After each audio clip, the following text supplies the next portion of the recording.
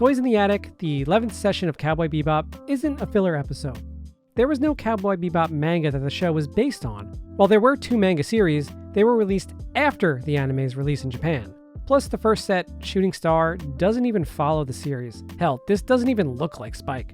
Much like a masterly crafted album, song order, lead-ins, etc., Cowboy Bebop knows what it's doing, as Toys in the Attic is sandwiched by 2 pretty heavy character-centric episodes. Ganymede Elegy, the 10th session, focuses on Jet's past girlfriend, Elisa. The name of the episode includes elegy, which is defined as a poem of serious reflection, typically a lament for the dead. That's some heavy shit. Jupiter Jazz 1 and 2 are on the other side of Toys in the Attic. Sessions 12 and 13, respectively, are the extremely noir-inspired 2-parter focusing on Spike's past with the Red Dragon Syndicate. Lynn and Vicious, Gren's sad demise, a reminder to Spike that he can't run from his past forever. These are episodes that deserve a video in their own right, but I digress. To me, episodes of Cowboy Bebop always felt like a day in the life of space bounty hunters. Not quite slice-of-life territory, but enough episodes that give me the illusion that the viewers are just hanging out with the crew as they attempt to make ends meet. Which, funny enough, the Bebop crew are actually pretty bad at, as we see them with barely any food many times throughout the series. There's no beef in here. So you wouldn't really call it bell peppers and beef, now would you? Yes, I would.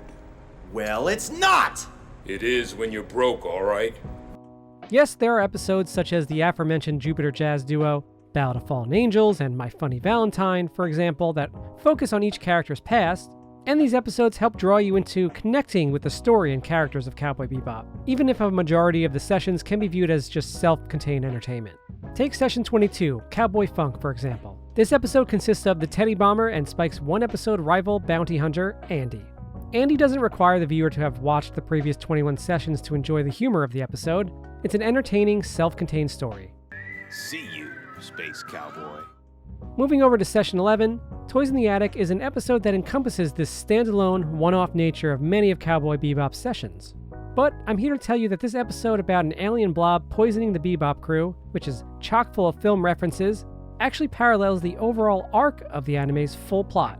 The crew has no jobs or leads, and they are low on cash and food. A mysterious blob is creeping around the Bebop, attacking the crew, leaving purple welt that eventually knocks its target unconscious.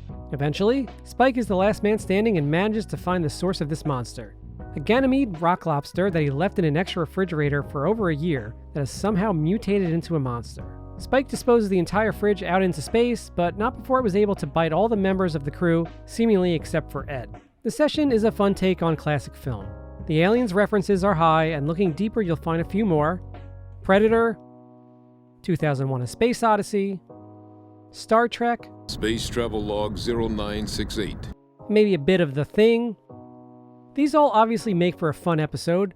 Seeing Spike gear up like John Matrix from Commando was a personal favorite.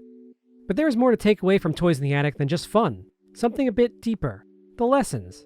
During the session, we hear lessons from Jet, Faye, Ed, and Spike, respectively. The lessons are their view of the world and somewhat the personal words they currently live by. Lesson 1. Humans were meant to work and sweat to earn a living. Those that try to get rich quick, or live at the expense of others, all get divine retribution somewhere along the line. That's the lesson. Unfortunately, we quickly forget the lessons we've learned, and then we have to learn them all over again. Jet is an interesting character, as he has a very old-school mentality. Cowboy Bebop hints at this with his whole noir cop background. An old-school work ethic, Jet is a stand-up guy who keeps his word. Justice and duty, huh? Those sort of qualities. Jet gives Faye everything he owns, even his underwear, because he lost it to her in the dice game and he's a man of his word. The lesson here, he acknowledges that he should have learned his lesson the first time, but he's destined to make these mistakes again. Sometimes you just can't teach an old dog new tricks. In Ganymede Elegy, Jet's ex-girlfriend Elisa borrowed some money from a loan shark, and her boyfriend Rint got involved and wound up killing him. When Jet catches them at the end, he tells Elisa that he doesn't think she'll be waiting that long, that he'll probably will get off with self-defense. Not everyone necessarily gets the divine retribution that he speaks of in his lesson, but it's a self-code to live by. While it may not be perfect, from time to time, we make mistakes, and sometimes the same mistakes over and over again. Thus is life. Stay on the straight and narrow path and things should work out. Lesson 2. Survival of the fittest is the law of nature. We deceive or we are deceived. Thus we flourish or perish. Nothing good ever happened to me when I trusted others. That is the lesson. Practically the opposite of Jet's lesson, Faye believes that you need to do what you can for your own survival. You have to really only be for yourself, and don't trust others, as they will always let you down.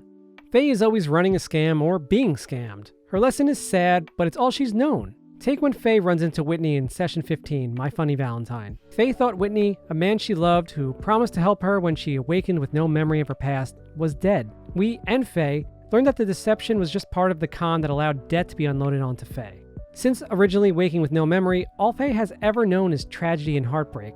These events put Faye on the path of trust issues and leaving before she develops any serious feelings towards another person. Faye only later returns to the Bebop once her memory comes back and she realizes there is nowhere and no one left for her to go to. Jet and Spike are her only family. My memory finally came back. But nothing good came of it. There was no place for me to return to. This was the only place I could go. I guess the "they will always let you down" part is sort of true for Faye Valentine. Lesson 3. Lesson. If you see a stranger, follow him. Ed's lesson may seem a bit silly, but it completely encapsulates Ed's philosophy of basically being a solo gypsy. She sort of just tagged along with the Bebop crew until she reconnects with her estranged father and decides to go live with him instead. Living your life this way will certainly keep things interesting.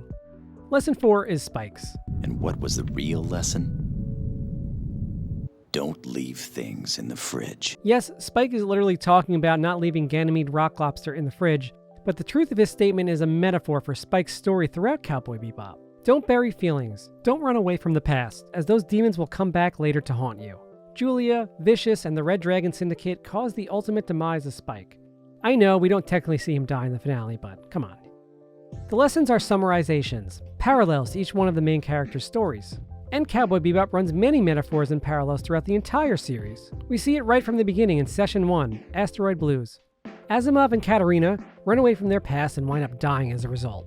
This episode essentially foreshadows Spike and Julia's demise, and Watanabe isn't really attempting to hide it either. The song Road to the West plays while Spike is chasing the couple in the first episode, and the same exact song is played when Spike is leaving the Bebop to meet up with Julia, to once again run away from the Red Dragon Syndicate, this time together.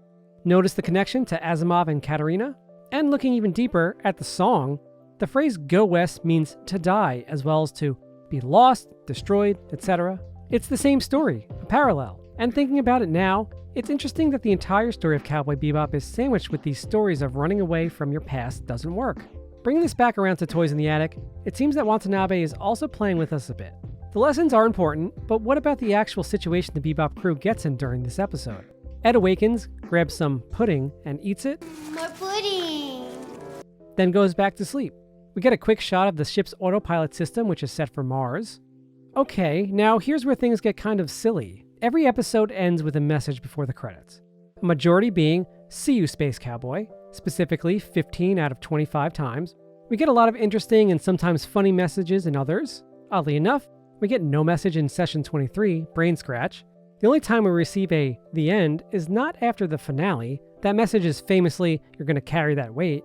But the end shows up at the end of Toys in the Attic. This has spawned countless controversies over the years. Did they all die in this session? Is everything else a dream? This is just a stupid filler episode, etc. It doesn't help that in the preview for Jupiter Jazz Part 1, Ed hilariously jokes, And so they all passed away. so what is going on here? No mention of this situation is ever brought up again, which, in Cowboy Bebop's fairness, previous bounties and their stories aren't typically mentioned again. That being said, everyone is perfectly fine in Jupiter Jazz Part 1. Was this all Ed's dream? Or maybe Spike's dream? Look at the first time we see Spike in that following session. He seems to be waking up from a nightmare. Stick with me here. Each member of the Bebop crew is bitten and subsequently falls unconscious. Once Spike actually manages to shoot the mutated lobster fridge into space, Tchaikovsky's Waltz of the Flowers is heard. Yes, first and foremost, this is an homage to 2001: A Space Odyssey, but digging deeper uncovers some interesting data. That might be a bit out there. The song Waltz of Flowers is from the ballet The Nutcracker. The song makes its appearance near the end when the main character, Clara, reveals that the entire story has just been a dream. When the song is playing in Toys in the Attic, we see Spike passed out, and this is when Ed wakes up and eats the remaining mutation, or pudding as she calls it, and follows that with an I can't eat anymore. Faye, Jet, and 9 are also shown to be unconscious as we swap clips back and forth between the crew and the fridge twirling into the depths of outer space. Is this a hint that this was just a nightmare? Switching gears, let's talk about the name of this session for a bit. If you weren't aware, each session name, except for Pare Le Fou, references music, whether it be a genre, a club, an album, or a song. Toys in the Attic follows this trend, as it's both the name of an album and song from the band Aerosmith. Lyrics: voices scream, nothing's seen, reel's a dream, toys, toys, toys in the attic. I'd play it, but I can't. The song is about a man going crazy and losing his mind. Interesting. Pink Floyd's song The Trial also includes a Toys in the Attic reference. Crazy. Toys in the attic, I'm crazy. The phrase toys in the attic is a euphemism for insanity. So, similar to the dream theory, did none of this actually happen and that's why there's no mention of it later in the series? Are the Bebop crew just going insane because they've been drifting around space with no bounties, food, boredom, and are starting to lose their minds? It's definitely another interesting theory. In reality, it's all probably just Watanabe trolling us, the viewers. Remember that before going off to fight the mutated fridge, Spike actually sets the autopilot of the ship to Mars. If all of these events actually happened, could it just be likely that the ship made its way to Mars 82 hours later? The Bebop was found and the whole crew was treated for an illness? Probably. I'm actually on the side that it doesn't matter what really happened during the events of Toys in the Attic. We were just treated to a fun episode full of film references while being given a nice summary of each character's personality and story. This combination is why this episode has always stuck with me throughout the years. Why it's always the first episode I think of when I read or hear a mention of the anime, the classic and one of my personal favorites, Cowboy Bebop.